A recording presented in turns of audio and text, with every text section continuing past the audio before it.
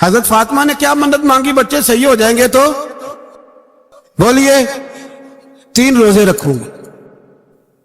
اللہ تبارک و تعالیٰ نے بچوں کو شفا عطا فرما دی، اور میں سمجھتا ہوں یہ کربلا کی ٹریننگ تھی۔ روزے رکھے بچوں نے۔ کس نے روزے رکھے؟ بچوں نے۔ کس نے؟ 7-8 سال کی عمریں بچوں کی۔ حضرت علی فرماتے جب میں نے دیکھا نا میرے بچے بھی روزے سے ہیں تو میں کہیں سے تھوڑے سے جوں لایا۔ یہ شہزادے ہیں کائنات کے سب سے بڑے۔ فرماتے میں نے بی بی پاک کو دیے تو سیدہ پاک نے جوں پیسے روٹیاں پکائیں، اور جب عین افطاری کے وقت کھانا سامنے آیا تو دروازے پہ بھکاری آیا۔ عین بڑا بے نیاز ہے اللہ، عجیب رنگ ہے مالک کا۔ عین افطاری کا وقت جب آدمی کہتا ہے کہ فٹافٹ ہو جائے، بھکاری دروازے پہ آیا اور اس نے صدا دی، او میرے رسول کے گھر والوں، کئی دنوں سے روٹی نہیں کھائی۔ حضرت علی نے، حضرت فاطمہ نے بچوں کی طرف دیکھا تو امام حسین چھوٹے تھے سب سے، انہوں نے سب سے پہلے برتن اٹھائے کھانے والے، اور کہنے لگے اماں میں نہ دے کے آؤں۔ حضرت فاطمہ رشک کرنے لگی، مصطفیٰ کے نواسے باہر گئے، اپنے حصے کا کھانا وَيُؤْثِرُونَ عَلَىٰ أَنفُسِهِمْ وَلَوْ كَانَ بِهِمْ خَصَاصَةٌ۔ اللہ فرماتے ہیں انہیں بڑی اشد ضرورت بھی ہو پھر بھی وہ دوسروں پہ اثار کر دیتے ہیں۔ وہ کھانا باہر امام حسین دے آئے، پانی سے روزہ کھولا، کھجورے کھائی، لیٹ گئے، سویرے کھجورے کھائی، روزہ رکھ لیا۔ شام ہوئی تو حضرت علی فرماتے ہیں میں پھر اگلے دن کے روزے کے لیے جوں لایا، فاطمہ نے پیچھے روٹیاں پکائیں۔ 2 دنوں کی بھوک تھی پر مالک تو بڑا بے نیاز ہے۔ آزمانے پہ آیا تو اس رنگ میں عین افطاری کے وقت دروازے سے آواز نکلی، اور مانگنے والے نے کہا کہ بھوکا بھی ہوں اور یتیم بھی ہوں، یتیم ہوں۔ حضرت فاطمہ کہنے لگی بیٹا دیر نہ کرنا، یتیم کا پیٹ بھرنے میں دیر نہیں ہونی چاہیے۔ کھانا باہر چلا گیا، پانی سے روزہ، کھجورے، شہزادے ہیں شہزادے، یہ 2 جہاں کے شاہ ہیں، پاس کچھ رکھتے نہیں، 2 جہاں کی نعمتیں ہیں ان کے خالی ہاتھ میں۔ کھجور پانی سے افطاری بھی، سحری بھی، سویرے پھر اٹھے، روزہ رکھا، تیسرا دن ہے، تیسرا۔ ذرا دل پہ ہاتھ رکھنا، بچہ ایک رات بھوکا ہو تو اماں سوتی نہیں، اور میں کہا کرتا ہوں اماں فالج والی ہو نا، فالج والی ماں، فالج زدہ، تو آدھی رات کو اس کا بیٹا جوان کہے تھوڑی بھوک لگی ہوئی تھی، تو اماں کو رینگنا بھی پڑے تو وہ رینگ کے بھی جاتی ہے، روٹی پکاتی ہے، کہتے ہیں میرا لال بھوکا نہ سو جائے۔ اور مصطفیٰ کی بیٹی سے زیادہ بچوں سے کون پیار کر سکتا ہے؟ اور 3 دن کے بھوکے بچے، تیسرا دن آیا، بڑے حوصلے سے بی بی کہہ دیتی ہے چھوڑو ان کا تو کام ہے، یہ تو آتے رہتے ہیں، میرے بچے بھوکے تم پہلے روٹی کھاؤ۔ لیکن میرے بھائی کربلا ایسے نہیں سجتی۔ یہ جو برگر کھا کے ناراض ہونے والے بچے ہوتے ہیں یہ میدانوں میں نہیں نکل پاتے، ان کے لیے مشکل ہوتا ہے۔ حضرت فاطمہ نے، حضرت علی نے ڈیوٹی کی، ڈیوٹی اپنے بچوں کو تیار کیا کربلا کے لیے۔ تیسرے دن جب رکھا صاحب نے کھانا تو باہر سے بولنے والا بولا کہا میں مسکین ہوں، لاچار ہوں، گھر بھی کوئی نہیں، کھانا بھی کوئی نہیں۔ امام حسین پھر اٹھے، تیسرے دن کا بھی کھانا دے دیا۔ حضرت علی فرماتے میں بچے پکڑ کے مسجد لے کے گیا، کہیں بھوک سے میرے لال گر نہ جائیں۔ کہتے ہیں ہامتے کامتے تینوں شہزادے مسجد میں داخل جو ہوئے تو بس ہماری قیمت پڑ گئی، مول پڑ گیا ہمارا۔ کہتے ہیں مسجد میں قدم رکھا تو ایسے لگا جیسے نبی پاک ہمارا انتظار کر رہے ہیں۔ فرماتے ہیں تیسرے دن کی مغرب پڑھنے گئے تو حضور نے تینوں باپ بیٹوں کو چہرے دیکھے، فرمایا علی یہ جبریل کھڑے ہیں اور فرما رہے ہیں تیرے 3 دن کا عمل خدا کو بھی بڑا پسند آیا ہے، محمد مصطفیٰ کو بھی بڑا پسند آیا ہے، بڑا پسند آیا ہے 3 دن کا عمل۔ میرے بھائی ٹریننگ کرائی، ٹریننگ۔ ہمارے ہاں تو حال بڑا سخت ہے، اور دین کا معاملہ، چوری آتے ہیں بچے گھروں سے چوری نمازیں پڑھنے، داڑھی رکھ لے تو سب سے پہلے مسئلہ اماں کو بنتا ہے، سب سے پہلا۔ انہوں نے ٹریننگ کی، دین کے لیے تیار کیا، ہمتیں بدائیں، اور رسول پاک علیہ السلام نے خود اپنی بیٹی کی تربیت فرمائی، شہزادی کی۔ کس کی؟ دنیا میں سب سے بڑی شہزادی کون ہے؟ آپ نام لیں گے تو دل ٹھنڈا ہوگا انشاءاللہ۔ میرا عقیدہ ہے حضرت فاطمہ کا نام لے تو اللہ دل کو سکون دیتا ہے۔ سب سے بڑی شہزادی سیدہ، بولیے سیدہ فاطمہ الزہرا رضی اللہ تعالی عنہ۔ حضرت علی فرماتے ہیں حضور بڑا پیار کرتے تھے حضرت فاطمہ سے، جب سفر پہ جاتے تو سب سے آخر میں حضرت فاطمہ سے ملتے، واپس آتے تو سب سے پہلے حضرت فاطمہ سے ملتے۔ فرماتے ایک جہاد کے لیے حضور چلے گئے اور مجھے نائب بنا کے چھوڑ گئے، میرے پاس مال غنیمت کے تھوڑے سے پیسے تھے، تھوڑی سی رقم تھی، تو میں نے سوچا کہ میں نے فاطمہ کو کبھی تحفہ نہیں دیا تو ایک زنجیر نہ سونے کی خرید کے دوں۔ کہتے ایک چین سونے کی زنجیر خرید کے میں نے حضرت فاطمہ کو تحفہ دی تو سیدہ نے پہن لی۔ کچھ دنوں کے بعد خبر آئی کہ حضور کل پہنچ رہے ہیں واپس۔ کہتے میں نے فاطمہ کو بتایا تو مجھے پتا تھا فاطمہ کیا کرے گی۔ سیدہ نے سارا گھر صاف کیا، ساری تیاریاں کی، کھانے چنے، جو اس وقت ماحول تھا ہر لحاظ سے حضور کی آمد کا انتظار کیا، اور سویرے سے ہی حضرت فاطمہ بیٹھ گئی۔ سویرے سے حضور کئی دنوں کے بعد آ رہے ہیں، کمال ہو گئی۔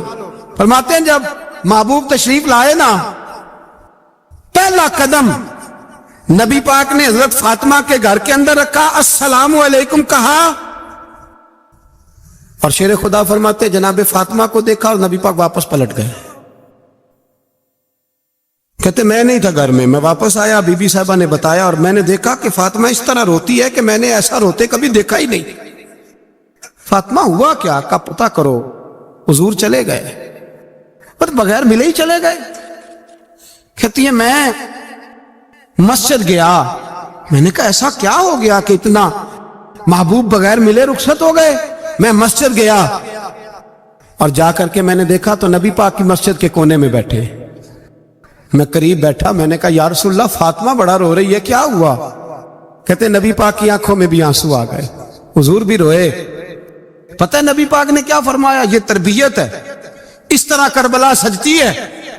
رسول پاک علیہ الصلوۃ والسلام نے فرمایا وہ میری بیٹی ہو کے سونا پہنتی ہے، ہر عورت کے لیے جائز ہے، کئی کلو بھی پہن لے تو شریعت منع نہیں کرتی۔ حضور نے فرمایا میری بیٹی ہو کے سونا پہنتی ہے، اگر فاطمہ بھی سونا پہنے گی تو امت کی غریب بیٹیاں کس کے طریقے پہ چلیں گی؟ غریب بیٹیاں کس کے طریقے؟ جو باپ مجبور ہو کے 12 بندوں کے ساتھ بیٹی کو رخصت کرے گا وہ کہہ تو سکے گا نا میں اس طرح شادی کر رہا ہوں جس طرح مصطفیٰ نے فاطمہ کی تھی، وہ کہہ تو سکے گا نا، لیکن اگر یہ بھی سونے پہنیں گی تو پھر نقشے قدم کیسے متعین ہوں گے؟ حضرت شیر خدا واپس آئے، کہا فاطمہ یہ تیری چین رسول پاک کو پسند نہیں آئی۔ بھائی یہ حقیقتیں سمجھو، جب بچوں کے ماحول کے اندر یہ رنگ، کیسے بیٹیاں سسرال میں جا کے گزارا کریں گی جب تو جان ہی نہیں چھوڑ رہا، جب تو ان کو طریقہ سلیقہ سکھا ہی نہیں رہا؟ اللہ ماشاءاللہ کثرت کے ساتھ ماں باپ کی غلط بریفنگ ہوتی ہے، جو ہستا بستا گھر خراب ہوتا ہے، اور بچے کے ماں باپ بھی تکلیف میں ہوتے ہیں، اس لیے کہ بچہ تکلیف میں ہوتا ہے۔ خدا را ان بچیوں کے ساتھ وہ معاملہ کرے کہ یہ اپنے گھر جا کے اگر کچھ مشکل بھی دیکھنی پڑے تو وقت گزار سکے۔ بھائی میرے رسول پاک علیہ السلام نے تیاری کرائی، ٹریننگ دی اور تربیت کی اپنی اہل بیت کی، اس لیے 3 دن پانی بھی بند رہا تو انہیں کوئی پریشانی۔ یزید نے کہا سونا لے لو، ہیرے لے لو، جواہرات لے لو، لیکن ان کی دلچسپی نہیں تھی تو ان کے قریب کوئی شے آ سکی۔ یہاں لوگ بکتے اس لیے ہیں کہ موج کرنے کا بڑا شوق ہے، مکان بنگلہ کاریں پجارو یہ چیزیں پریشان کرتی ہیں تو لوگ بکتے ہیں۔ مضمون کو سمیٹنا ہے، میں 3-4 موضوع آج بیان کرنا چاہتا تھا لیکن باتیں بس پھسل کے دائیں بائیں نکل جاتی ہیں۔ جو بدر کی جنگ تھی نا وہ کفر اسلام کی جنگ تھی، احد کی جنگ بول کے بتائیں، خیبر کی، خندق، کربلا نہیں، حق و باطل کی، کون سی بولیں؟ نہیں، ایک دفعہ سارے بولیں آپ کو ثواب ہوگا، کیونکہ امام حسین کو آپ حق پہ کہیں گے تو اللہ آپ کو اجر دے گا۔ کون سی جنگ تھی؟ ہمارے حکمران پتہ کیا کہتے ہیں؟ کہتے ہیں مولوی ہر وقت ہمارے پیچھے پڑے رہتے ہیں، ہم نہیں مسلمان، ہم نہیں نماز پڑھتے، تمہیں تو سورۃ اخلاص نہیں آتی، یزید تو جمعہ پڑھایا کرتا تھا، تو جمعے کو خطبہ دیتا تھا۔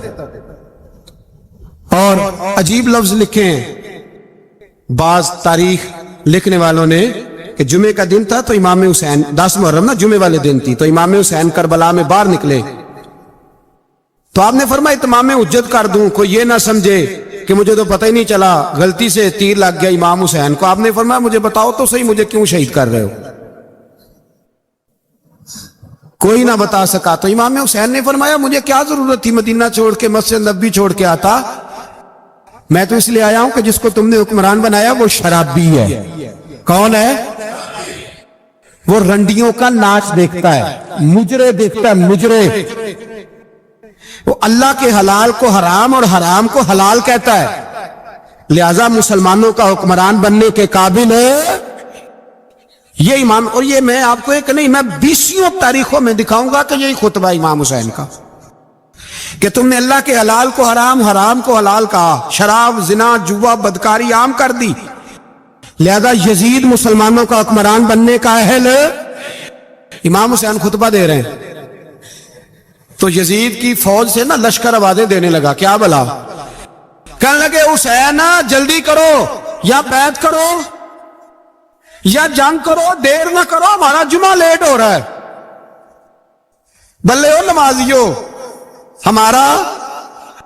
ہمارا جمعہ لیٹ ہو رہا ہے، جمعہ حسین کو شہید کریں گے، گردن کاٹیں گے، پھر جمعہ پڑھیں گے، نماز پڑھیں گے اور نماز میں کہیں گے اللہم صلی علی محمد وعلی، یہ نمازی ہیں، اہل بیت کی گردن پہ چھری چلائیں گے، پھر نماز پڑھیں گے اور کہیں گے اللہم صلی علی محمد وعلی، بلے ہو نمازیو۔ علامہ ہزاروی کہا کرتے تھے بلے ہو نمازیو، کیسے نمازی ہو کہ اہل بیت کی گردن پہ چھری اور ساتھ ہی اللہم صلی علی محمد وعلی، یہ کیسے نمازی ہو؟ یہ آج پوری دنیا کا حکمران اللہ ماشاءاللہ اسی طرح کا نمازی ہے۔ وہ کہتا میری فوٹو دیکھی نہیں، میں نے عید پڑھی ہے مسجد میں، دیکھا نہیں فوٹو لگی ہوئی تھی، میں نے بھی عید پڑھی ہے، جمعہ پڑھا نہیں میں نے، میرا بھی ابا فوت ہو جائے تو جنازہ پڑھتا ہوں، مولوی مجھے مسلمان کیوں نہیں مانتا؟ میں نے کہا یزید کو کیوں نہیں امام حسین نے مسلمان مانا؟ وہ تو دمشق کی جامع مسجد کا خطیب تھا۔ امام حسین نے سبق دیا ہے، سبق کہ زانی شرابی کو حکمران بنایا جا سکتا، پر میں کیا کروں، کلیجہ پھٹتا ہے، روح کانپتی ہے، دل تڑپتا ہے۔ مجھے ایسے لگتا ہے کہ جب میری ملت کا جوان اپنے موبائل پہ مجرا دیکھتا ہے نا، گندا مجرا، تو مجھے لگتا ہے 6 مہینے کا حضرت علی اصغر کا مزار کانپنے لگتا ہے کہ یا اللہ جس کام کے خلاف میں نے 6 مہینے کی جان قربان کی، میرے ماننے والے وہ کام کر رہے ہیں، میرے ماننے والے۔ اور جب مہندی کی رسم پہ شراب کی بوتلیں چلتی ہیں اور حاجی صاحب کہتے ہیں مجھے نہیں پتا منڈے کنڈے کیا کر رہے تھے، تو مجھے لگتا ہے حضرت عباس کے کٹے ہوئے بازوؤں میں پھر سے درد شروع ہو جاتا ہے، اور وہ کہتے ہیں میں نے جس کام کے خلاف بازو کٹوا دیے، میرے ماننے والے وہ کام کر رہے ہیں۔ اور جب بدکاروں بے حیاؤں کے نعرے لگاتی ہے قوم، تو پھر جنگل سے صدا آتی ہے امام حسین کی، پھر حسین کہتے ہیں کہ نہیں ابھی کربلا ختم تو نہیں ہوئی، حسین ابھی کربلا میں، حسین ابھی بھی جب اور یہ میں سب کی بات کر رہا ہوں، پاکستانیوں کی نہیں، صرف سارے حکمران، بہت سارے جو اسلام کا دعویٰ کرتے ہیں، وہ جب جہاز سے اتر کے دوسرے ملک میں جاتے ہیں تو جبے کے نیچے سے پینٹیں نکال لیتے ہیں۔ انہوں نے بھی مذہب کو رنگ دار بنا لیا ہے، کبھی رنگ اور ہوتا ہے کبھی اور ہوتا ہے۔ خدا را امام حسین کو تڑپاؤ نہ، خدا را شرابیوں کو ووٹ دے کے، ظالموں کو ووٹ دے کے، اور یہ سارے ہی ایسے، میں کسی ایک کی بس، سارے ہی ایسے۔ یزید نے بھی کتا رکھا ہوا تھا، اس کے بھی ساتھ سویا کرتا، آپ کے بھی کئی سیاستدانوں نے پالے ہوئے. یہ سارے تماشے کرنے والے. جانوروں کی لڑائی دیکھنا بھی حرام اور کرانا بھی. یہ سارے ایک ہی رستے میں. یہ سارے ایاک نعبد و ایاک نستعین کوئی ایک آیت پڑھ لیتا ہے, اس کے بعد ڈھول بجانے عورتوں کے ناچ کرانے شروع کر دیتا ہے. یہ ایاک نعبد و ایاک نستعین کا ترجمہ ہے, تماشا بنایا ہوا ہے. اور وہ جن کا بڑا دعویٰ ہے کہ ہم نے بڑی مسجدیں بنائی ہیں, اتنی رسوائی کے بعد بھی انہیں شرم نہیں آئی کہ کتنے رسوا ہو گئے. ابھی خیال کریں, ہمارے ملک میں تو ایسے ٹاؤن بنے ہوئے ہیں جنہوں نے سب سے بڑی مسجد بھی لاہور میں بنا دی, اور کچھ دنوں کے بعد انہوں نے کہا جشن بہاراں بھی بناؤ, پتنگ بازی بھی کرو, سارے کام ہی کرو, راضی رہے رحمان بھی, خوش رہے شیطان بھی. معاذ اللہ. امام حسین نے اس سوچ کے خلاف جہاد کیا ہے. فرمایا نا لا الہ الا, دوسرے کی گنجائش ہے نا نا نا نا, شرابی کی گنجائش ہے, اس لیے کہ لا الہ الا, مسجد ہوگی تو پھر کلب نہیں ہوگا. لا الہ الا اللہ, اگر اللہ کا نام ہوگا تو پھر بدکار بے حیا کی گنجائش ہے, اس لیے کہ لا الہ الا اللہ, وحدہ لا شریک دین میں کسی گند کی گنجائش ہے ہی نہیں. یہ فکر ہے امام حسین, یہ سوچ ہے. ہمارا حکمران کہتا ہے مولوی صاحب نماز پڑھنے سے کس نے روکا ہے, سارا دن پڑھو. ہم بھی مسجد بنا کے دیتے ہیں, ہماری طرف سے 5 کلے زمین میں بناؤ, ہمیں نہ چھیڑو. شراب کباب بند نہ کراؤ. آپ دیکھ لیں دبئی کے اندر کیا ہو رہا ہے. شیخ زید اسلامک سینٹر بنا, اتنی بڑی مسجد دیکھنے کو دل کرتا ہے, لیکن چند کلومیٹر پہ کلب بھی بنا ہوا ہے, سارے تماشے. بس امام حسین نے کہا ہے کہ مسجدیں بنے گی, کلب نہیں بنیں گے. یزید کہتا تھا مسجد بھی بناؤ اور شراب خانہ بھی بناؤ. امام حسین نے فرمایا نہ, شراب خانہ نہیں بننے دوں گا. اس نے کہا ٹھیک ہے نماز کے وقت نماز اور صبح یہ. فرمایا نہ, لا الہ الا اللہ. اور کس طرح کا امام حسین نے, آپ نے فرمایا خودی کا سر نہاں. اقبال ترجمہ کرتے ہیں خودی کا سر نہاں لا الہ الا اللہ, خودی کا تیغ فساں لا الہ الا اللہ. اگرچہ بت ہیں جماعت کی آستینوں میں, پر مجھے ہے حکم ازاں لا الہ الا اللہ. اور بہار ہو کے خزاں لا الہ الا اللہ. اور پھر بول پڑے اقبال اور کہنے لگے اگر یہ دور اپنے ابراہیم کی تلاش میں ہے, یہ دور اپنے ابراہیم کی تلاش میں, کیونکہ صنم کدا ہے جہاں لا الہ الا اللہ. اور اس کا ترجمہ انہوں نے کہا تھا نا یہ دور اپنے ابراہیم کی. ہمارے شہر کے بزرگ تھے شیخ عبدالصبور بیگ منشور ہزاروی علیہ رحمہ, انہوں نے ترجمہ کیا. وہ کہنے لگے اس شاہ مشرقین کی, اس نور عین کی. مجھے حضرت صاحب کا یہ شعر بڑا ہی پسند ہے, بڑا ہی پسند ہے مجھے ان کا یہ مصرع, بڑا ہی پسند ہے. اور میں ان کی قبر پہ جب ان کے انتقال کے بعد آگے بڑھا فاتحہ کے لیے, تو پھر بھی میرے کانوں میں ان کا یہ فکرہ گونج رہا تھا. وہ کہا کرتے تھے اس شاہ مشرقین کی, اس نور عین کی, مطلوب ہے جہاں کو قیادت حسین کی. ہر سو یزیدیوں کا زمانے میں زور ہے, ہر سو یزیدیوں کا. دیکھو بزرگ کیا کہتے ہیں, ہر سو یزیدیوں کا. ایک یزید تھا نا, ہر سو یزیدیوں کا, اس شاہ مشرقین کی, اس نور عین کی, مطلوب ہے جہاں کو قیادت حسین کی. ہر سو یزیدیوں کا زمانے میں زور ہے, منشور آج پھر ہے ضرورت حسین کی. میرے بھائی امام اب پتہ کیا کیا کریں, ایک معروف نعرہ ہے, امام حسین تو زندہ باد ہے, اور انشاءاللہ وہ پہلے بھی زندہ باد تھے, قیامت تک کی زندہ باد ہے. حسین ہی تو زندہ باد ہے. آپ کو سچی بات بتاؤں, حسین ہی تو. اور قیامت میں جب کسی نے اٹھنا ہوگا نا, اٹھنا, آپ یقین کریں جب کمر جھکنے لگتی ہے, امام حسین کا نام سامنے آ جائے تو سیدھی کھڑی ہو جاتی ہے. حسین تو علامت ہے کھڑے ہونے کی. اور دنیا میں قتیل اس سا منافق نہیں کوئی, جو ظلم تو سہتا ہے بغاوت نہیں کرتا. یہ امام حسین نے ہمیں بتلایا ہے کہ وہ منافق بے ایمان ہے جو ظلم سہے اور چپ کرے, یزیدی کے خلاف کھڑا نہ ہو. اس لیے ہم کہتے ہم سے نہ رقم ہوں گے قصیدے یزید کے, ہم لوگ تو حسین کے سیرت نگار ہیں. یہ کیسے زندہ باد, یہ نعرہ ضروری, مردہ باد, اس نعرے کی ضرورت ہے, اس نعرے کی. حسین تو زندہ باد ہے لیکن حسینیت زندہ باد. اور مردہ باد کیا ہے؟ اس لیے کہ یزیدیت بھی مری نہیں. یزید مرا پر یزیدیت وہ سسکتی ہے, دم توڑتی ہے, پر کسی نہ کسی رنگ میں, کسی نہ کسی کی شکل میں اٹھ کھڑی ہوتی ہے. اسی لیے اقبال نے کہا ستیزہ کار رہا ہے ازل سے تا امروز, چراغ مصطفی سے شرار بولہبی. اس نے کہا ہر جگہ کہیں نہ کہیں حضور علیہ السلام کی روشنی سے کوئی نہ کوئی لڑنے کی. کھڑے کرو اپنے آپ کو. کیوں ظالموں کی مدد کرتے ہو؟ کیوں بے ایمانوں کے سپورٹر بنتے ہو؟ کیوں ان لوگوں کے نعرے لگاتے ہو جو یزیدی ہیں؟ حسینی بنو, حسینی بن کے زندہ رہو. کوئی کھا نہیں جائے گا, کوئی کھا نہیں جائے گا. یزید مر جایا کرتے ہیں اور حسینیت آج بھی زندہ ہے اور قیامت تک زندہ رہے گی.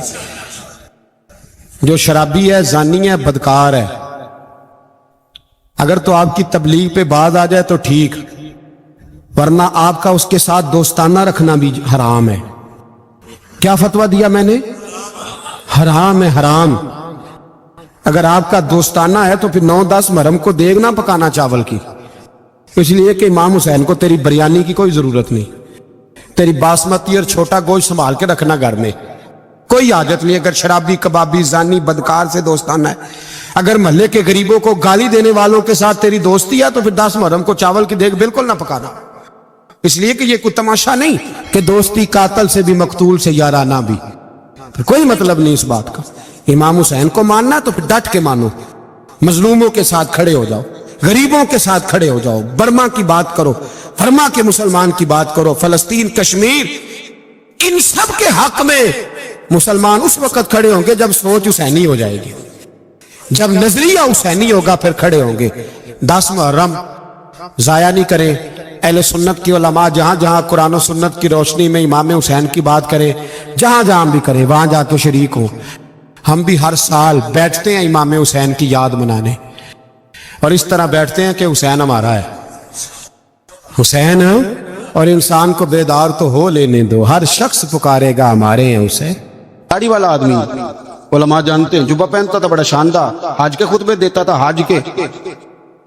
ہمارے تو حکمرانوں کو سورۃ اخلاص نہیں آتی, پھر بھی آپ کہہ کے دیکھیں, وہ کہیں گے سب سے زیادہ مذہب کا پتہ ہی مجھے ہے.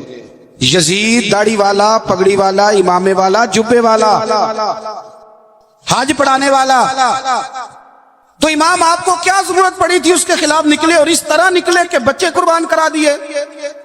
تو امام حسین کے سارے خطبے, سارے, مدینے سے مکہ, مکہ سے مقام بیضا, وہاں سے کربلا, سارے خطبے, وہی خطبہ پھر دمشق میں امام زین العابدین کا, وہی پھر مدینے میں امام زین العابدین کا.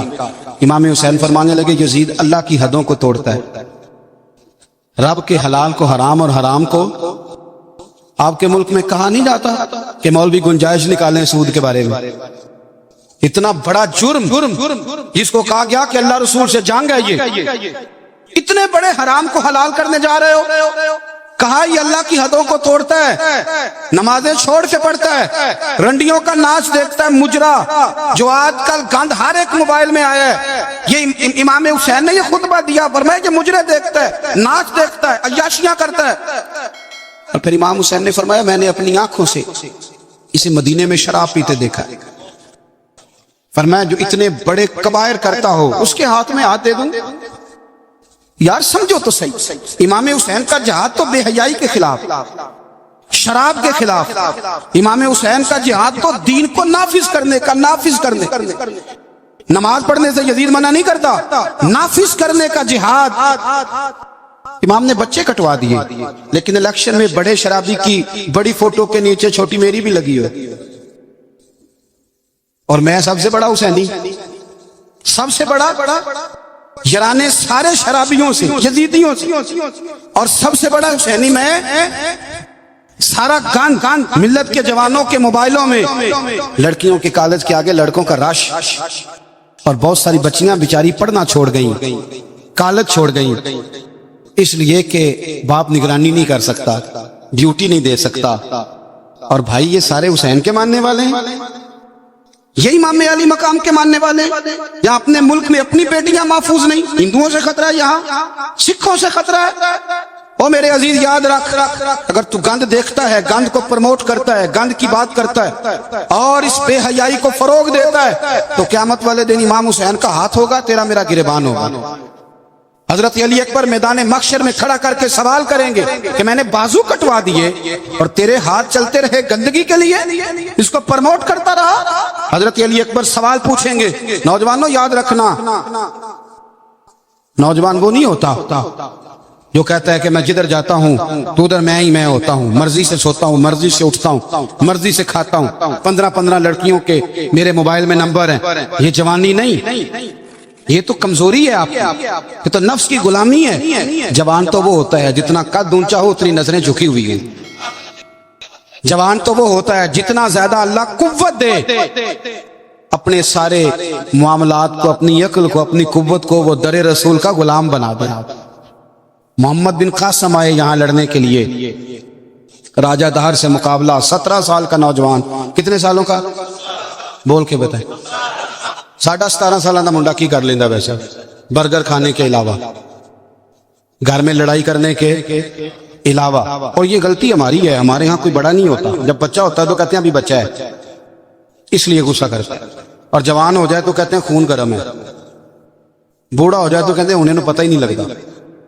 ते सियाने होने की केड़ी उम्र है जी, वो भी बता दें, उसका भी कोई बहाना बताएं, कब समझदार होगा? 17 साल का नौजवान, इश्क लगा सी खेड़ा खेड दी नूं, ते फिर खेड़ा भुल गईयां, कज्जल पाया सी यार दे वेखने नूं, फिर ओदी याद विच रोंदियां ही डुल गईयां। हैदर शाह इस गली कदे ना रुलदी, पर हुण ते रुल गईयां। मोहम्मद बिन कासम आए तो एक बुजुर्ग ने देखा मोहम्मद बिन कासम बड़े परेशान है, कहने लगे पुत्र खैर है?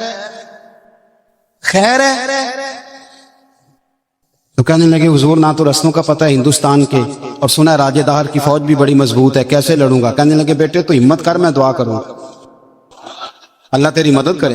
चंद दिनों के बाद वो बुजुर्ग फिर मिले तो मोहम्मद बिन कासम बड़े हशाश बशाश, तो बुजुर्ग कहने लगे आज बड़े हशाश बशाश हो, खैरियत है?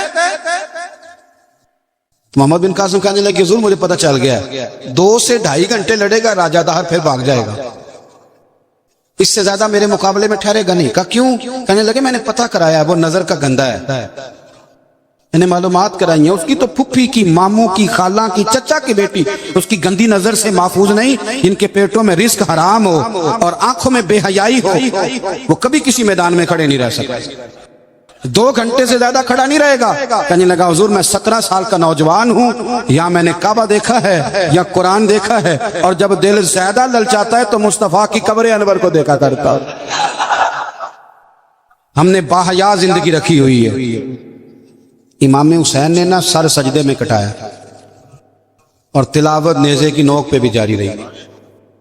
आज महफिल से जाने के बाद जिसने 2 नफल नहीं पढ़ने और सिपारा कुरान पाक का नहीं पढ़ना, मुझे ये लगता है कि उसने भी महफिल का मजा नहीं चखना। कम अज कम इतना तो करो यार कि सिपारा रोज का।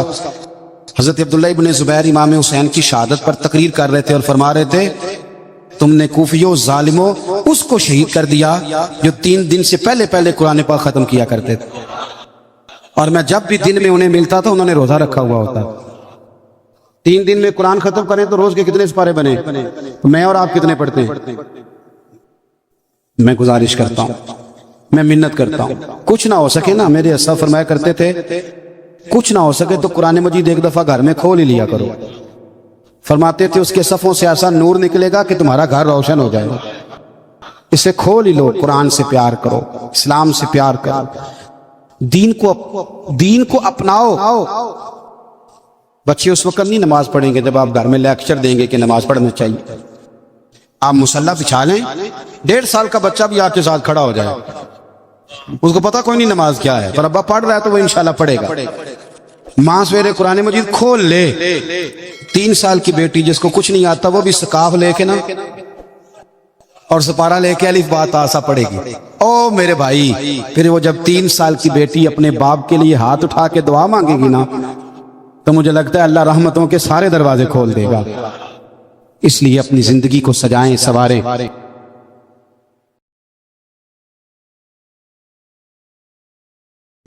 اگر آپ کو یہ ویڈیو پسند آئے تو ہمارے چینل محفل ذکر کو لائک اور سبسکرائب ضرور کریں. شکریہ.